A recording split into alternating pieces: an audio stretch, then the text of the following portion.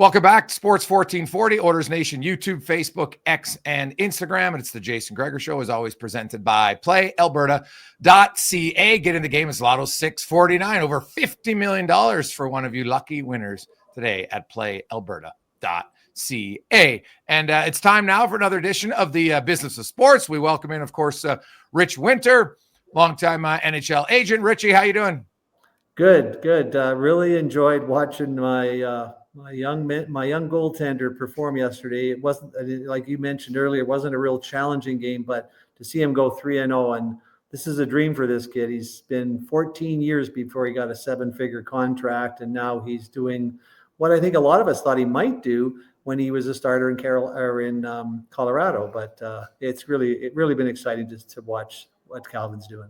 Yeah, well, we've had Calvin on the pod, so it's great to see that he's doing really well. And today we got a very special guest, which is perfect timing because in the playoffs, the focus on goaltending seems to be brighter than ever. We have former NHL netminder, also did play one game for the Edmonton Oilers, but of course played for the Islanders and the New York Rangers as well. And of course, now he owns one of the companies that's heavily involved in analytics, ClearSight Analytics. Steve Valiquette joins us. Steve, welcome to the Business of Sport. How you doing?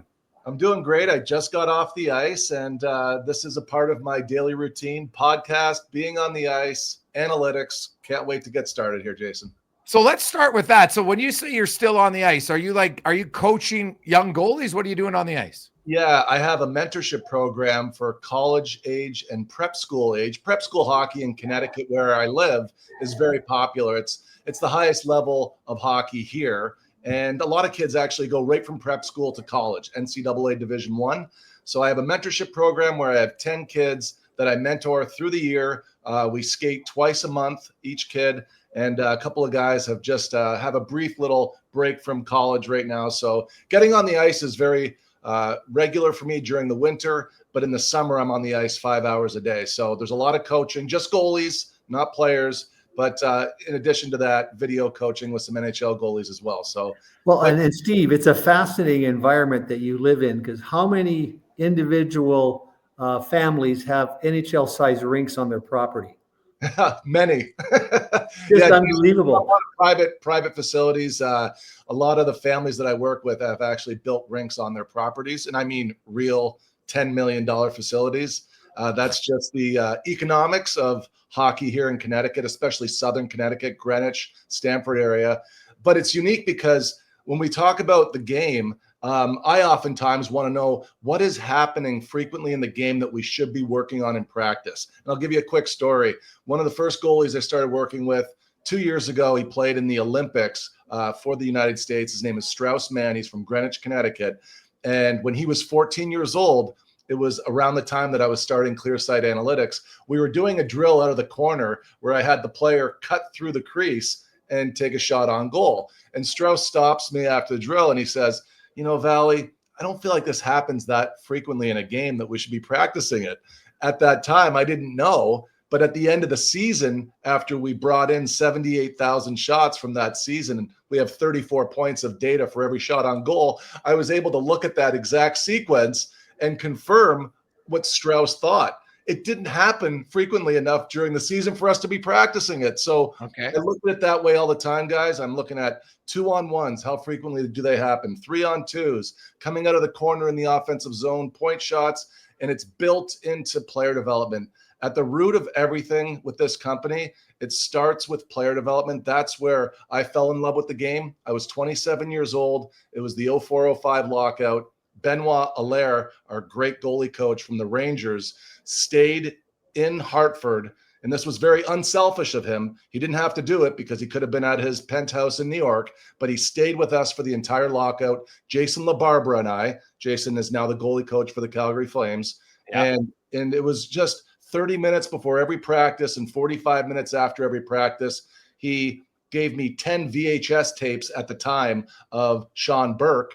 And he said, "Big man, if you can figure this out and how he plays, his depth, how he manages the rush, how he plays on the penalty kill, you'll get a chance to play in the NHL someday." So it's a lot of video work.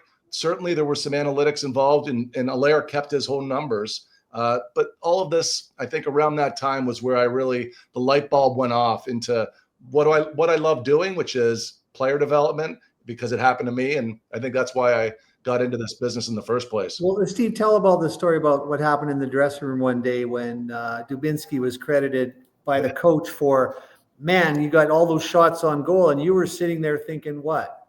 Well, yeah. So I told Rich this years ago, and it was, again, one of those moments where the light bulb goes off when you're a player at certain points in your career. Now, at that time, I was working with a sports psychologist, and I was just getting started with the idea that I need to start rooting for my partner, because my sports psychologist, she really broke it down for me where if I'm rooting against him because I want to play, it's actually bringing some bad energy back to me. She taught me that when he makes a save, I make a save. So during that lockout year, LaBarbera, who I have a lot of respect for as a goalie, he'd bring the puck into his chest, and you'd see me on the bench bringing a puck into my chest.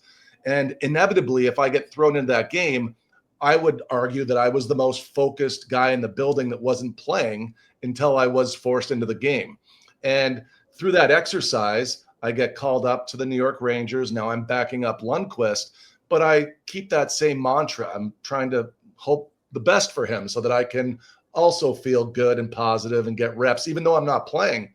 Now, during that exercise, I'm really evaluating all the shots on goal and the quality of those shots on goal. Yeah. So when Dubinsky has on this particular night, it was 4, maybe 5 shots of like clear view from distance. Yeah. And Tom Rennie at the time comes in the locker room, and at those, if you remember, it was right after lockout, we started getting stat sheets delivered to us in the locker room. And the stat sheet comes across, and Tom's holding it. He's like, "Doobie, great game. You had 5 shots." And I'm thinking to myself, like, geez, those were giveaways, because he should almost be reprimanded here for these weak shots, the clear shots, the ones the goalies are expected to save. So, which I think leads me to the title of the company, and the brand is Clear Sight Analytics. If you allow the goalie to have half of a second or more of clear view on the puck, the goaltender stops it 97% of the time. 97%. Okay. Well, hey, you got a 970 save percentage. You're going to be doing pretty good in the NHL for sure. Steve Valiquette joins us. And so, Steve, I want to go back initially to, you talk about how situational practice for young goalies. And, coach, we don't really see this in the game. So what are the situations, and obviously the NHL are high level, but, at the lower level, it's still the same. What are some of the situations that minor coaches should be focusing on with their goalies because they happen the most? Okay, so I'll just break the ice down for you. It's a lot easier, obviously, when we're on the ice or with a dry erase board, but I think we can get there still. So the area of the ice that you should stay away from, specifically in the first 30 minutes of practice, is in the slot, right between the dots. Goalies aren't seeing enough shots from there with time and space to spend the first 15 minutes of your practice, when you're supposed to be warming them up, to shoot from there. Those are areas of the ice that get exposed on 2-on-1s when the puck carrier shoots it, breakaways, of course, and there are breakdowns, but there's not enough clear sight, time and space from the slot to be practicing it in the first 30 minutes of your practice. Stick to the funnels, because my expectations for the goalies are that if he sees it, he stops everything off the flanks. I call them the funnels. The funnel is, imagine you take a magic marker and you draw a line from the right goalie post all the way to the boards under the hash marks. And then you take a spot from the middle of the net, all the way up to the red line where it meets the boards. You get a big slice of ice there, which I call the funnel. I call it the funnel because if players knew this and they got into that area, specifically over the dot, and shot for the goalie's far pad, the puck will funnel in and it'll funnel out the other side. Right. And that's how rebounds are created. So during practices, we're shooting for areas to create offense, and not all the time shooting to score. The only time rebounds are developed is if you're shooting for rebounds. Now, if you shoot from the dead angle, which is from the bottom of the hash marks on the wall down to the corner, and you aim for the far pad from the dead angle, that rebound will be produced into the slot area. Right. So we're positioning our players in practice strategically knowing where those rebounds will end up. It reminded me of, if you remember The Last Dance, when Dennis Rodman is talking about rebounds. The rebound comes off the rim, it's over here. If I see a spin, it's over here. The way in the future I see teams operating, if they were, I guess, enhancing their own education, they should know where rebounds are flowing most consistently. Then you're going to get more rebounds. Some goalies in this playoff are giving up a lot of rebounds. At the top of my list right now is Blackwood, Markstrom, Ottinger.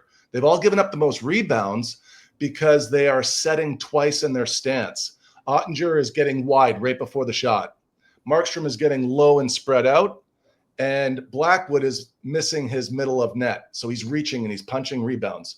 So scouting and pre-scouting and knowing in certain areas specific to where the analytics would help us, and with video, of course, I think that NHL teams could be much more successful at creating offense off rebounds and being able to succeed and finish those rebounds. Steve, I've already had a bone of contention always with the way teams warm up their goalie for a game. Like 95% of the shots are clear shots. Now, I know there has to be a balance between just warming the guys up and getting them loose as well, but it's mind-boggling that every team, virtually every team, I don't know if there's a team out there that does it well, warms up their goalie completely wrong. Like showing him shots he's never going to see ever again, except until the next pregame skate or a warm-up, right? Yeah. So you know what? I'll just bring you back to 2014. My very first presentation, guys, was with the Toronto Maple Leafs. And it was a very impressive room, Jason. It was Lou Lamoriello, Jacques Lemaire, because he was a consultant for the Leafs at the time, Jacques Caron, the old goalie coach for Marty Brodeur, the Devils, DJ Smith, Jim Hiller, who's now a head coach, Mike Babcock was the head coach at the time. And part of my presentation that I thought was going to be about 30 minutes, 40 minutes, it went on for 3.5 hours. And part of the presentation at the end, when Babcock asked me, is there anything else to add? I said, yeah, I don't like the way you guys warm up. And I showed him I had video prepared, and I showed him what a typical NHL warm-up looks like. And to the conversation that we had 3 minutes ago, where I said, we're not getting enough shots from dead slot with time and space to spend so much time taking this shot. It's not good for your goalie. It's not good for player development. We should be shooting from the areas of the ice where most shots are taken from. And I showed him, laid out the new warm-up. They changed their warm-up. The Toronto Maple Leafs that year changed their warm-up, and I couldn't have been happier. There's nothing better than when you're in analytics and you infuse movement, growth, progression. There's nothing better. It doesn't happen a lot, Jason. Most teams don't do it. But when it happens, it's pretty exciting. So, this is fascinating to me because we talk about the pro level, but there's so much of this that could help at the grassroots level. And there's probably a lot of minor coaches that when they think of warm up, they're thinking about, okay, let's get our forwards used to passing, our defensemen used to, it's like, they don't even think about the goalie. Which is now I'm probably guilty of it myself. As I'm thinking there, I'm like, God, what am I doing in my warm-up? So, so you're a coach, Jason. I didn't know. So I coach. So give me what should be one of the drills, because obviously you want to warm up your forwards. They can pass in the neutral zone and forward, backwards defense if they want. What's an easy drill that like U13, U11, U15 could do to help a goalie in warm-up?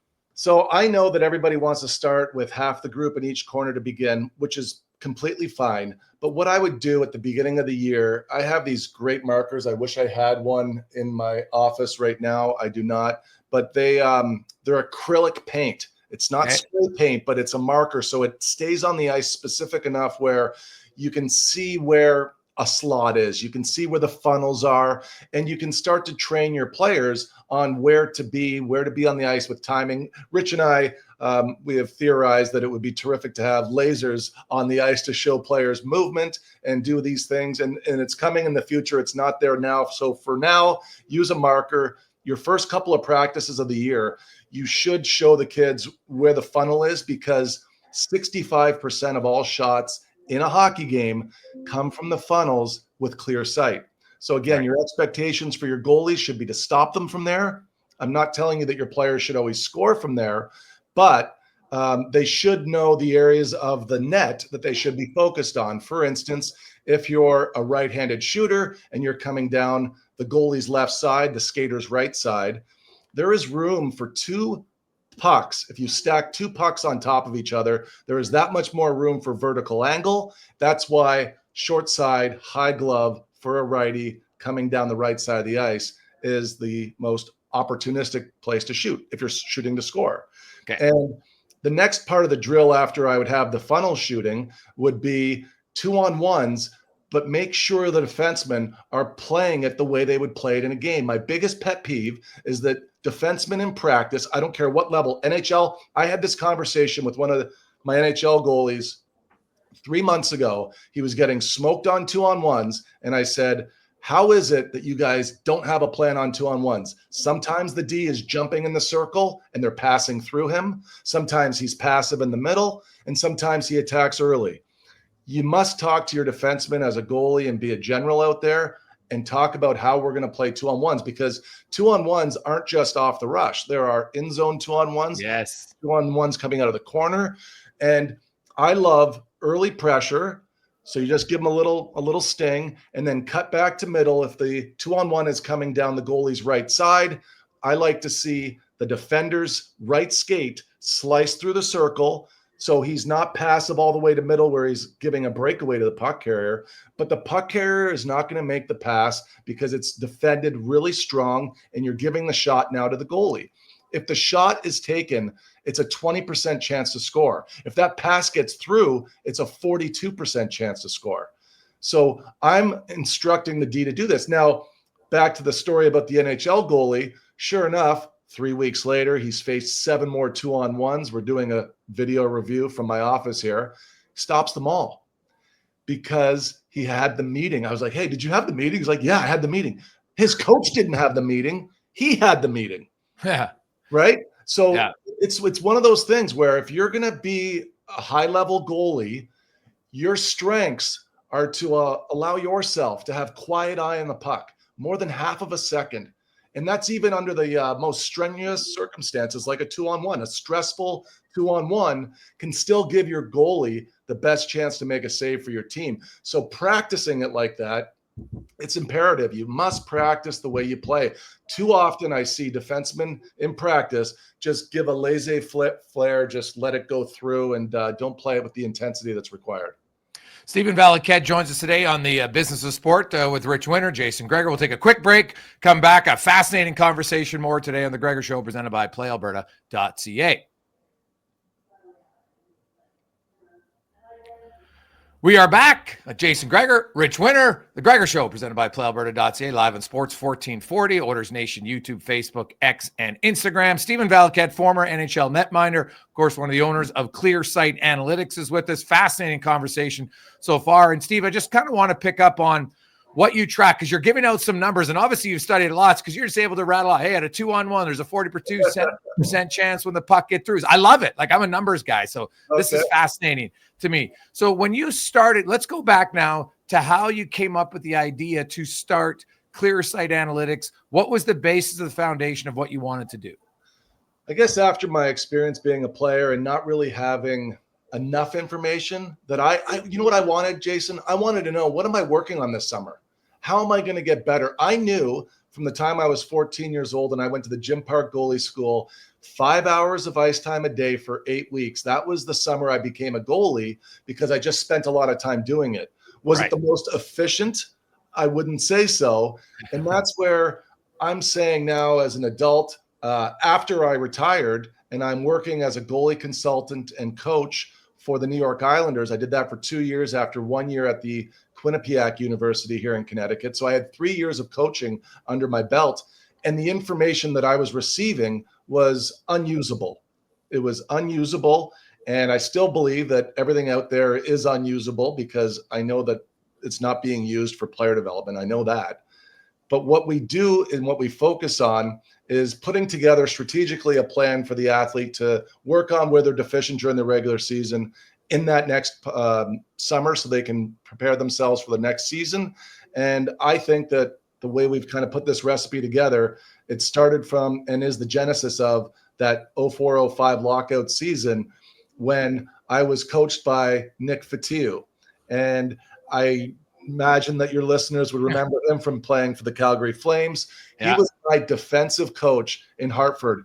We had, in 2 years, 30 shutouts between LaBarbera and I. 30. And it was because of our defensive zone coverage. He would draw an imaginary line down the middle of the ice, and this was revolutionary at the time. He would take our weak side winger, and he would call him the safety guy. He would stand in the middle of the slot and protect that line. He would say, that line is your net. And if it gets through your net, he'd point to the players in the room, it's going to end up in their net. And he'd point to LaBarbera and I. So the idea was never to allow the puck carrier to take the puck from one side of the ice to cross that imaginary line or to pass it across. We always kept everything on one side of the ice. Because the weak side winger was our safety guy there, the puck would be isolated in the corner. We'd kill the play. If they tried to get it around the wall, the weak side winger would dash out to the defenseman. Center would now be safety guy. Winger would press on the walls down below the hash marks in the corner. Long story short is I realized that there's an easier way to play this game and make me better. And you know what's funny? I didn't do a lot that previous summer to put up big numbers. I had bought a house that summer. I had zero to no money. I know I put it all down on this house. And I was painting all summer. It was just one of those things I kind of fell into as a player where I was strapped for cash and I wasn't in the gym enough. And I was a little nervous about that coming season. But under that system, I led the league in save percentage and graduated to the NHL. Imagine, it was the system. It was the defense. So the imaginary line that I once called the Royal Road, to me, it was born under a great defensive system. And I wanted to see how many times did the puck cross that imaginary line to result in a goal. So what I did was, over the first 200 games of the next NHL season, every morning I started just charting all the goals that were being scored every night in the NHL. And then I started just manually. I had to find out. Otherwise, like, all of this came out of curiosity, but it's grunt work. It's grunt work. So after I did that, I started tagging games myself. I got about 50 games in, and then I brought on my partner, John Healy. At the time, I paid John $5,000 to do 200 games manually. That was my initial investment in this idea. And after he was able to arrive at these shots on goal, create this, screen deflections are going in this frequently, pass across the slot line below the hash mark was going in much more often than above the hash mark. Clear-sighted shots were going in this frequently. When I had that first meeting and presentation in Toronto in 2014, I didn't have a product that morning. I didn't have a product. All I had was 200 games of data, and I had an idea. And Lou Lamoriello brought me up to his office after the meeting, and he said, "Okay, how much does it cost?" And I was like, "Lou, I don't even have a product. Like, I don't know what we're doing here." And he said, "Well, here's what I want. I want it to look like this. I want these pages to look like this." I put together PDFs. We started doing games for that season, and the product developed because Lou held my hand. Well, I think what you talk about, Steve, Jeff Colvin wrote a book called Talent is Overrated. And he talks in his book about the type of practice that leads to success. And it's deliberate practice, which is what you're talking about. Deliberately focus incrementally on things that will make you better. And I get players all the time, "Oh, I've worked really hard this summer," but they're working really hard at the wrong stuff. Yeah. And that's a huge challenge because there's a whole bunch of people out there that have no idea what they're doing, charging these kids thousands of dollars to work with them, and they're teaching them and working with them on things that really won't have any impact. You know what, Rich? I'm glad you bring that up because, Jason, this is the best book you'll ever read on coaching, The Talent Code. It's by Dan Coyle. Yeah. That book has made me more money than any book I have ever read, and I've read thousands. That's, if I give myself one piece of credit, I have an OHL education, played for the Sudbury Wolves and the Erie Otters, but I was an avid reader. Every day on the bus for every game. So although I don't have high accolades in collegiate affairs, I'm a reader. Now that book, what it taught me is that in the brain, we have myelin.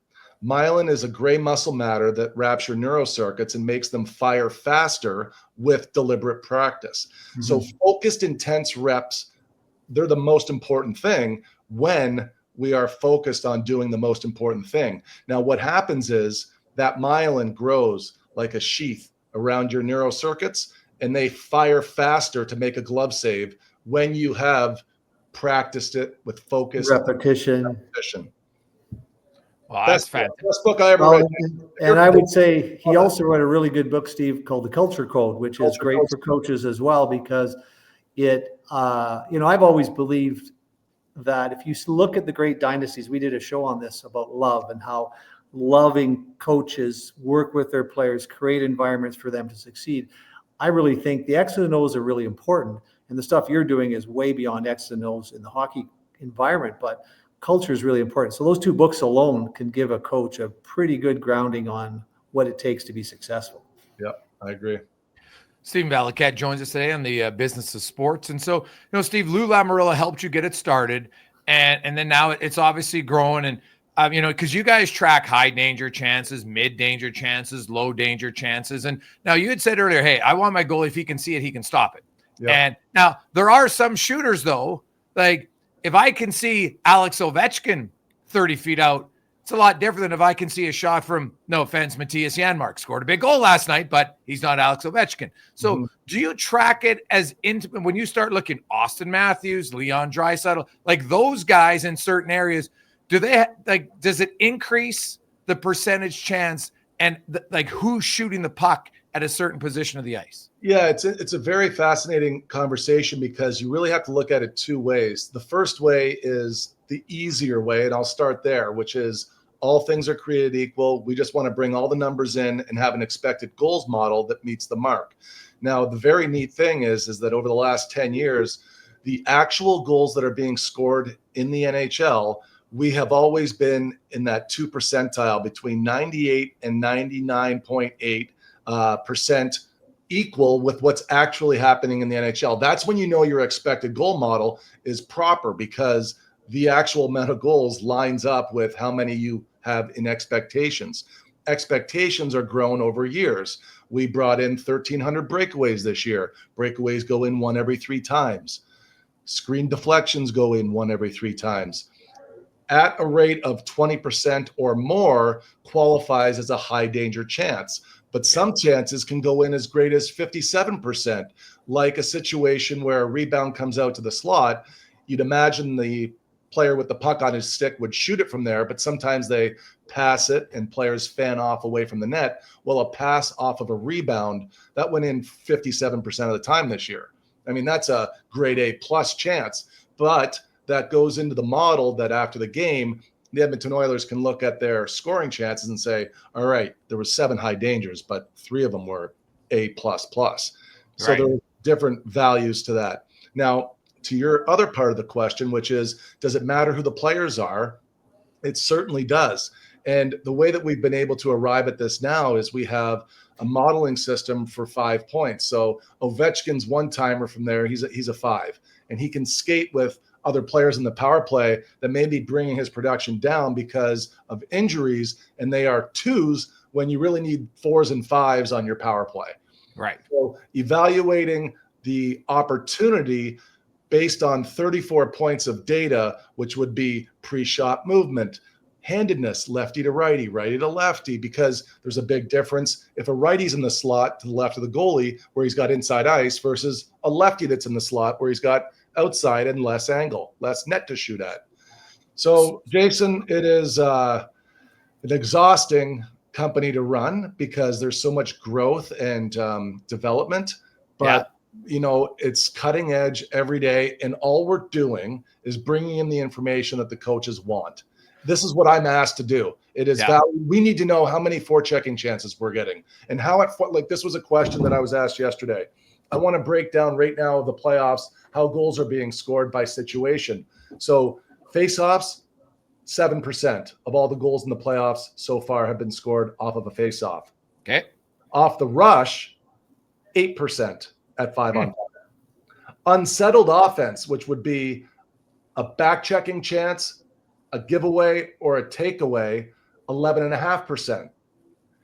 But a forechecking chance is 23% of all the goals being scored. So we always hear it on the broadcast.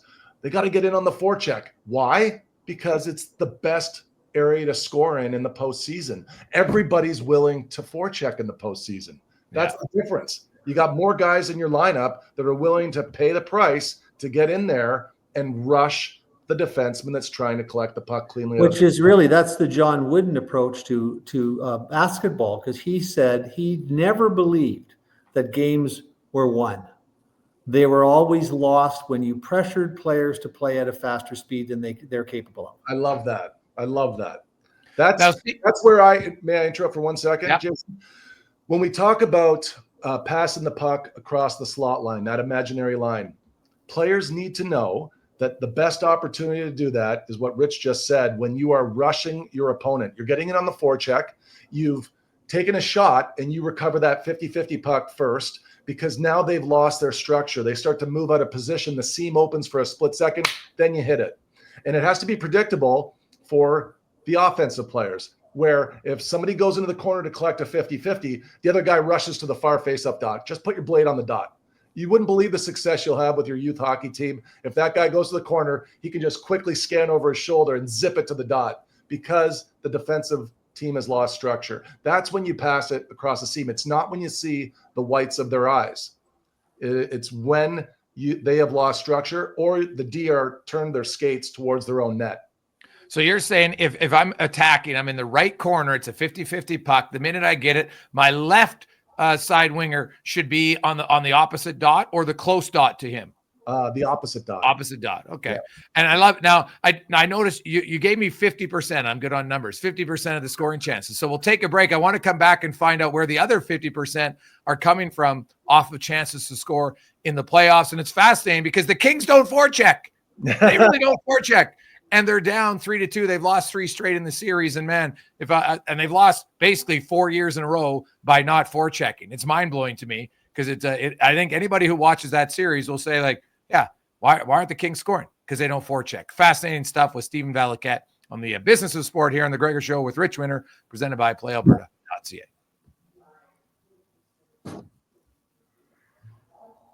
We return a very educational edition of the Business of Sport. Jason Gregor, Rich Winter with Steve Valiquette, one of the owners of Clear Sight Analytics, and which is much more than just goalie numbers. I want to make that clear. Obviously, anybody listening to this interview knows that we talk a lot. And Steve, you gave me 7% off of face-off, 8% off the rush, 23 off of forechecks, 11.5 off of unsettled, which comes around 50%, give or take. Are the rest just all small increments, or is there another big number that stands out? The other big number that stands out is offensive zone with possession. It's 9%.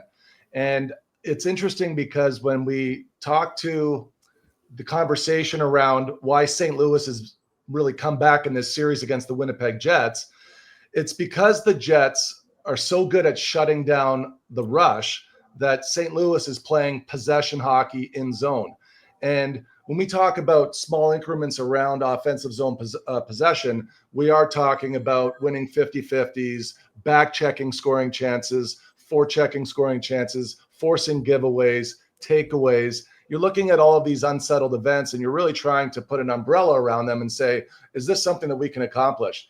Well, a lot of the offense for St. Louis in the series, they've scored 15 times on Hellebuck.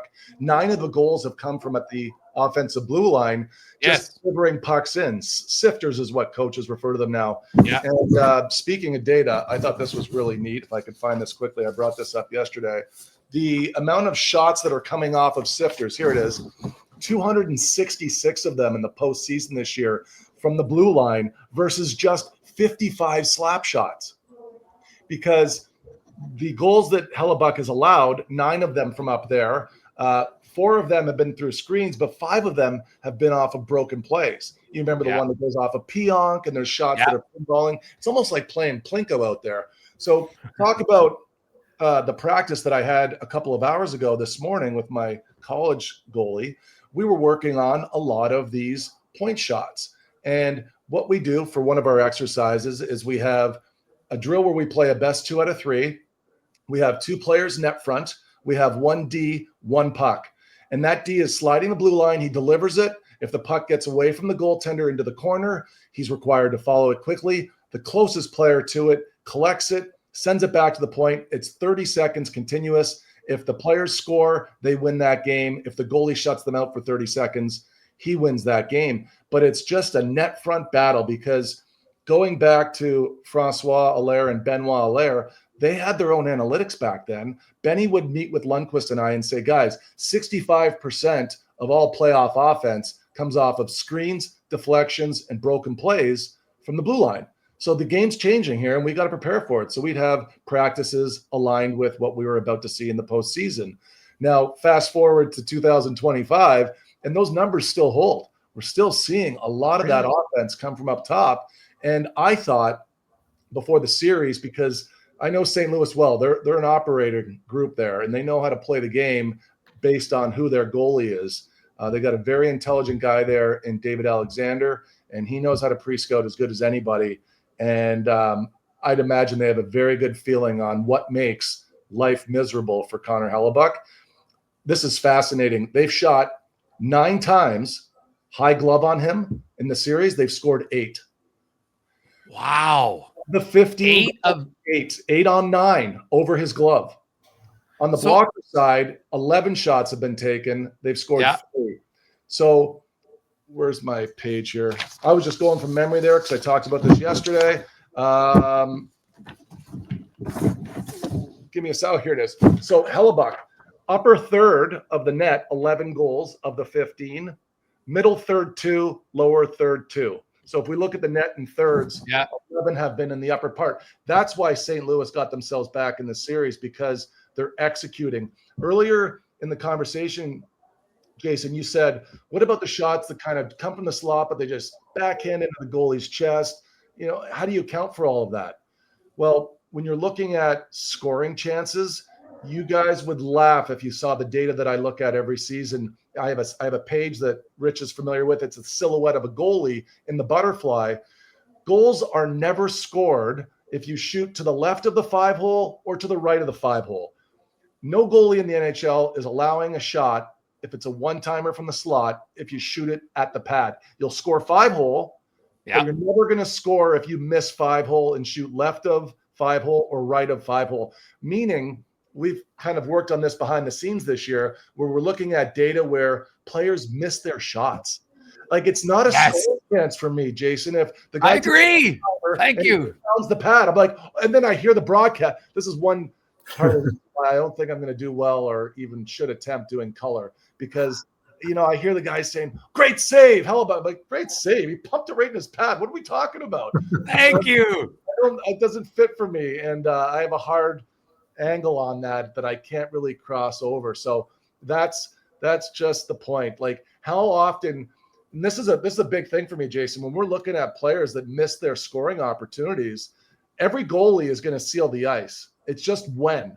Now, if you know that, you've got to elevate your shots. Like, come on, 9 shots, 8 goals over his glove, but St. Louis is executing their shots. They're getting it up. And it's not as easy as somebody may listen to us right now talk about. I can give you a good example. Last week, I have 2 righties on the ice with me as shooters. I'm a lefty. I refuse to shoot on the goalies. I think it's a terrible look to score on your own goalie. So coaches don't do it. And I certainly don't want to do it.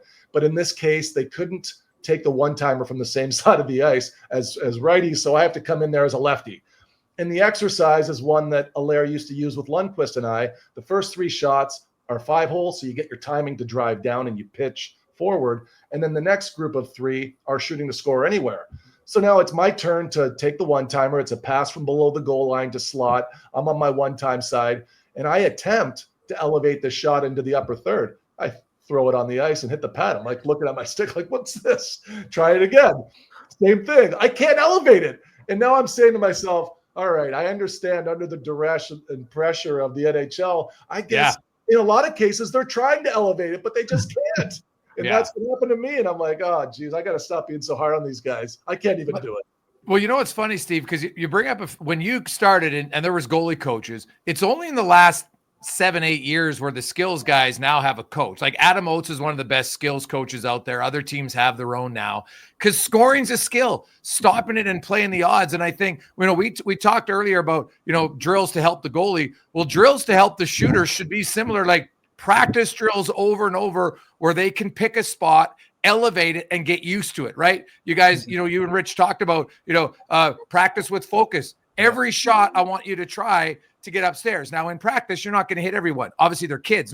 NHL guys can't do it, but it is fascinating how you take. So when you break down scoring chances now, do you have like a line that's going to say like wasted scoring chance really? Because it's where like, it's a high danger. The guy's, he's a left shot on the right side, which is what you want. And then he pumps it, 3 feet or 3 inches to the right of the 5 hole. And we're like, oh, great save. But really it's like, no, bad execution of a shot. You got it. Yep. So there's the standard shot, which you can pretty much evaluate as, okay, that was a good shot. But when you're requiring the goalie to make an extraordinary save, that has a different elevation in our standard. And it also represents a great save, but also a well-executed shot where sometimes you can get robbed. You're not going to score on every perfect shot, but if you're getting it to the upper third on a low seam pass across the slot line, then that would be one where I'm like, okay, Sidney Crosby, he had this in this category. Malkin did not. Letang is here. Let's talk about Pittsburgh. And the reason why Pittsburgh comes to mind is because evaluating their east to west chances this year, they were in the upper third of creating them, but they were in the bottom third of execution.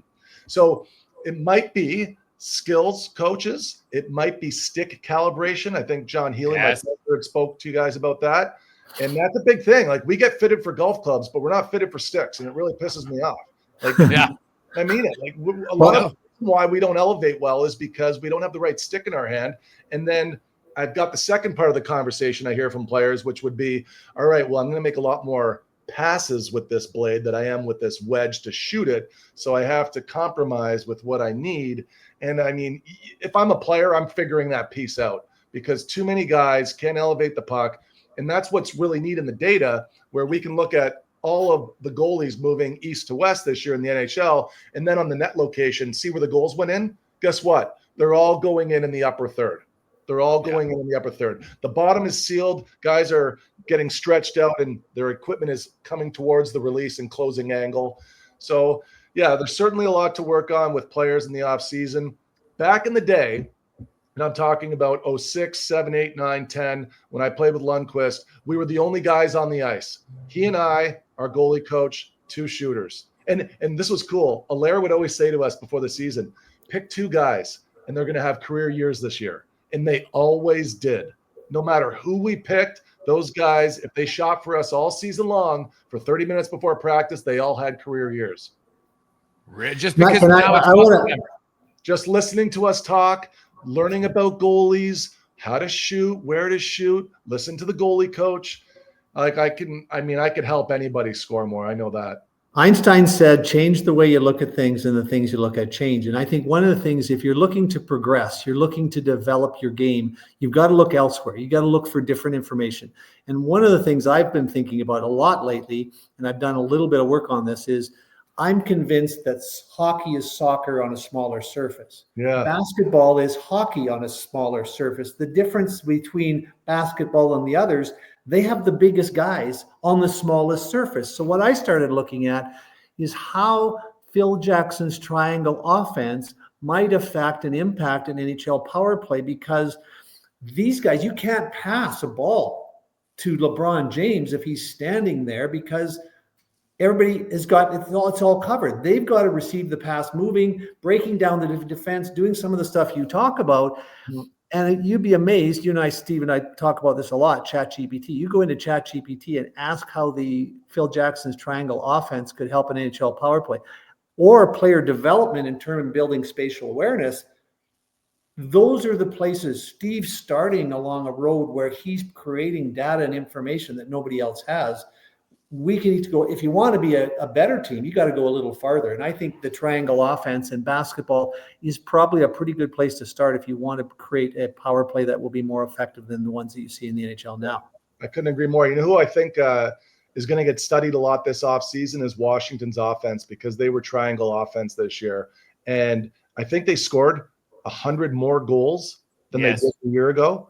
So I think a lot of teams, if they're smart, they're really looking into what Washington did. They were a team that had free reign from the slot to not always shoot to score. It's not always the best opportunity to shoot to score from the slot. As crazy as that sounds, There are opportunities where two fan out, you've got a triangle, it's the pass off the rebound. You got a short play where guys are clamping down on you, and instead of shooting the score, you can pass it off the pad from 5 feet away.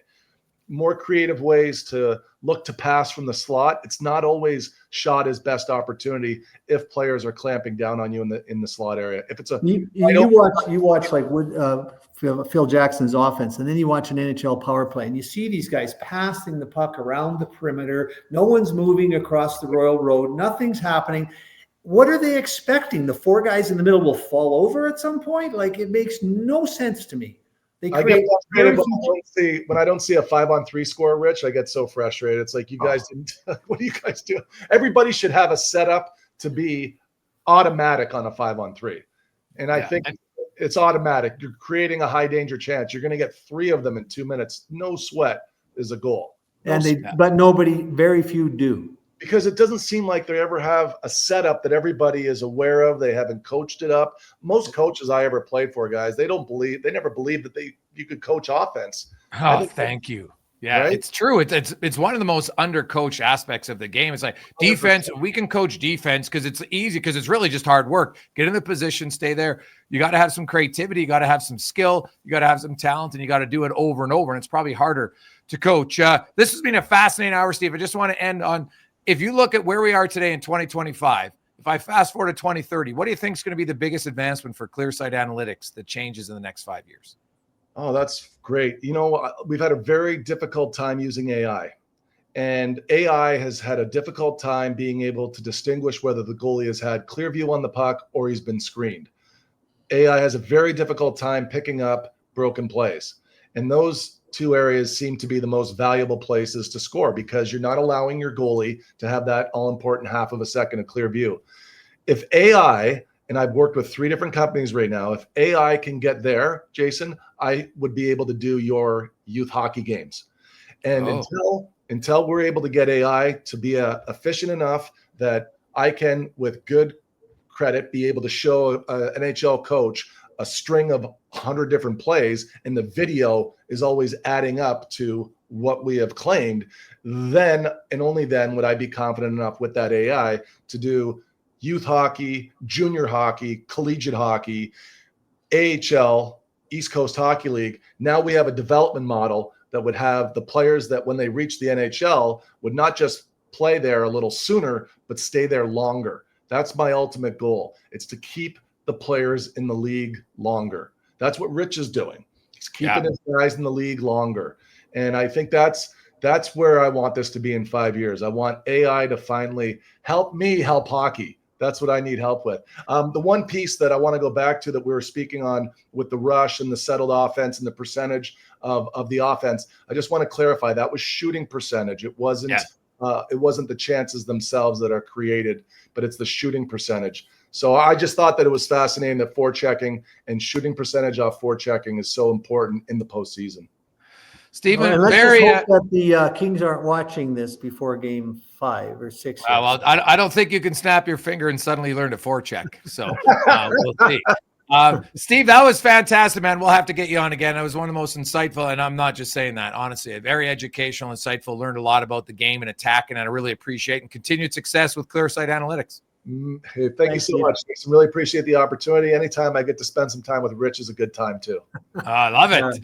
Rich, as always, man, thank you. We will chat with another Business of Sport next Wednesday. Let's get to a Sports 1440 update with Connor Halley, brought to you by your Alberta GMC dealers. It's Truck Month at Alberta GMC right now. You can get a $5,000 cash purchase credit on a 2025 Sierra HD model, gmccanada.ca.